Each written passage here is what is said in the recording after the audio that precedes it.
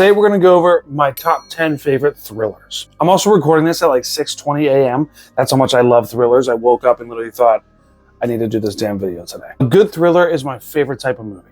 Before I even start to name a movie, this is my opinion.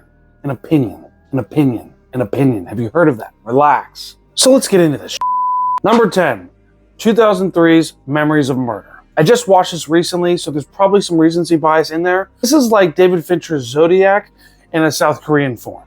And what I mean by that is it's based on true crimes of a serial killer in South Korea, I believe in the 80s and 90s, and it goes unsolved. It goes through the struggle of these detectives trying to find this serial rapist and murderer, but they just can't. It walks through these detectives just getting so obsessed and annoyed with how frustrating this cat and mouse game is, and they're just never getting any closer. At number 9, we have Clint Eastwood's 2003's Mystic River. This has Sean Penn, Kevin Bacon, Tim Robbins, Lawrence Fishburne, and more. A group of friends from childhood, there's a family tragedy amongst them, and they're trying to figure it out.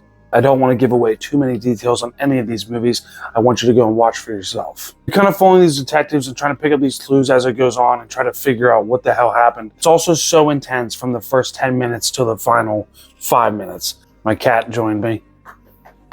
Jackass. If you like watching detectives and you really are trying to pick up on the clues and figure it out throughout the entire movie, this is a really good choice for you. At number 8, we have another Bong Joon-ho movie, Parasite. It won Best Picture in 2019. This is revered as one of the best modern movies in the last 10, 20 years. This movie has some crazy twists and some very tense, suspenseful moments. South Korean, so you watch with English subtitles. The ending has a really good emotional, heartfelt ending too. It's not sad, dark ending or, just a twist and it's over. Yeah, for modern movies, this knocks it out of the park. At number 7, I have Christopher Nolan's Memento. Memento is a movie that's all about a man with short-term memory loss. I'm sure there's a more scientific name for that. But you follow this man in the last day or two trying to find the man that killed and raped his wife. But you have to keep reliving it with him. He forgets things like minutes after they happen. So you relive the same scenes over and over again until finally it all pieces together. Really, really good foreshadowing the first 10 minutes that I loved looking back at. If you love Christopher Nolan also, like most film bros do, Memento is probably his least appreciated movie. I know everyone loves Prestige, Inception, the Dark Knight trilogy, Interstellar. Memento is phenomenal and needs to be talked about more. Number 6, I have Jordan Peele's Get Out. Just like Parasite, this is another modern thriller done so well. Tenseness in the movie, the humor in the movie, but also just you are so horrified that this is a modern day situation that these characters are going through. Get Out is still my favorite of the Jordan Peele trilogy. Also, Jordan Peele is one of the best young directors of this generation by far.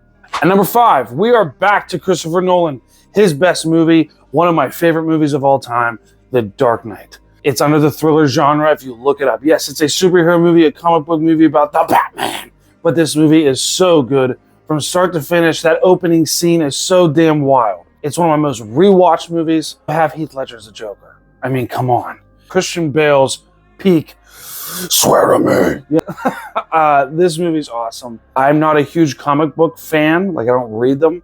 But I've heard that this movie is true to the comics and portrays the Joker in a realistic way to the comics. So I love this one. At number 4, we have The Silence of the Lambs. I believe that this movie has the most notorious fictional villain of all time with Hannibal Lecter. He's mentioned in a lot of pop culture references from rap music to other movies to other books. Anthony Hopkins gives one of the best evil performances of all time, and they still have Buffalo Bill. And you can't forget Jodie Foster playing Clarice, the young FBI trainee. He gives a wonderful performance as well. Biggest thing to me is this is a thriller movie that makes you so tense and scared, but mainly by the dialogue and the setting of this movie.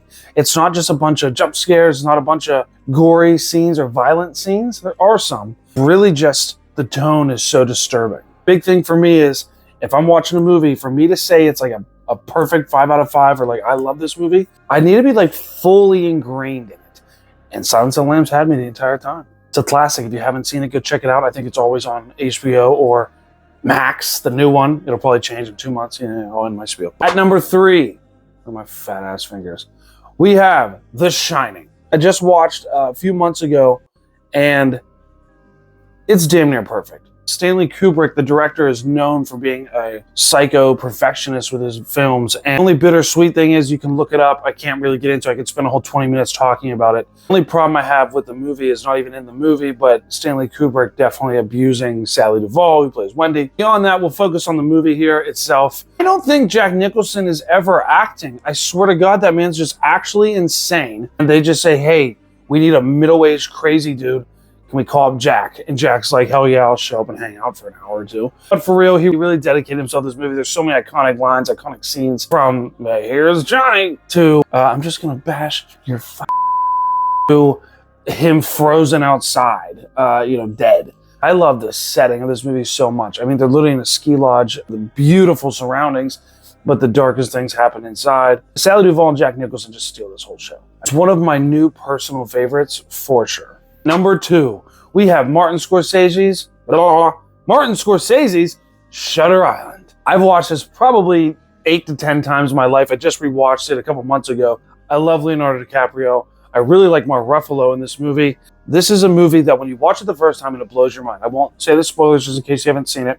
One of the best twists of all time. Twists all along the movie, but the grand finale is just like, whoa. I doubt many people saw it coming, no matter how smart you think you are. But you can go back and rewatch it and try to look for hints at that grand twist. That's what makes this movie brilliant. I think this is Scorsese's best. He has an amazing, amazing filmography. But I personally love this movie. And the score in this movie is just these loud, like, I will never do it justice. This is a movie that if you haven't seen, you need to see it. Please go watch it. You will be locked in from start to finish. Okay, before we get to number 1, a couple things. First, thank you for watching this far. I really appreciate it. I'm new to YouTube, but my wife and I have been on TikTok for a while. Go follow us at Jordy and Tori Reviews. I also want to give you some honorable mentions before I get to number 1. Biggest one on this list I think people will get pissed off about, The Departed. Love that movie. It's just personally, it's not one of my favorites. Black Swan's amazing. Gift by Joel Edgerton is probably the least popular out of any of the ones I've listed so far. Some people consider Hereditary a thriller. If I consider that a thriller, it'd be on this list, but I don't. I think that's just truly a horror. If you like movies, TV shows, talking about them, you like listening to a fat ass tell you about them. If you really enjoy just watching funny clips and shorts, please give us a follow. That's what we post. We have a lot of fun. And my number 1 favorite thriller of all time. Come here, get closer. Prisoners. Prisoners is a 2013 movie from Denis Villeneuve. He also does Dune, Arrival. He has a beautiful filmography. But let's get into the best thriller of all time, my personal favorite. It stars Hugh Jackman, Jake Gyllenhaal, Viola Davis, Terrence Howard, and some others. Oh, Paul Dano. Duh. It is so good at captivating your attention. Everything ties in the end. Everything ties in the end. All the little twists, all the little nuances of what was that at the beginning, all tie in at the end perfectly. It's all about Hugh Jackman and Terrence Howard are friends, and their daughters are friends together, and they're hanging out at a little family gathering in the first 10 minutes of the movie, and they both get kidnapped, and it's all about trying to find out what the hell's going on, who kidnapped them, what happened, why, all of that. Jake Gyllenhaal is the detective. Prisoners is a slept-on movie that is known in the film bro community. That's where I found it. It also has one of my favorite scenes of all time. I'm just going to show you a glimpse of it here with Hugh Jackman. So intense. He's looking for his daughter. He thinks he found the guy that kidnapped her. Here you go. Fine. You're doing this to yourself. Just tell us. Tell me.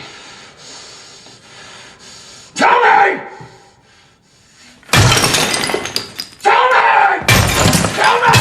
Tell me! Where's my daughter? Where's my daughter? I can't spoil too much about any of these movies. I try to give a little brief synopsis and kind of tell you why I enjoyed them. If you guys have seen these movies, please tell me in the comments what you like and what you don't like about them. Tell me in the list, hey, Jordan, your list is so bad. Here's the correct one, 10 to 1, you jackass. Thank you guys for watching. Please subscribe and follow for more. See you next time.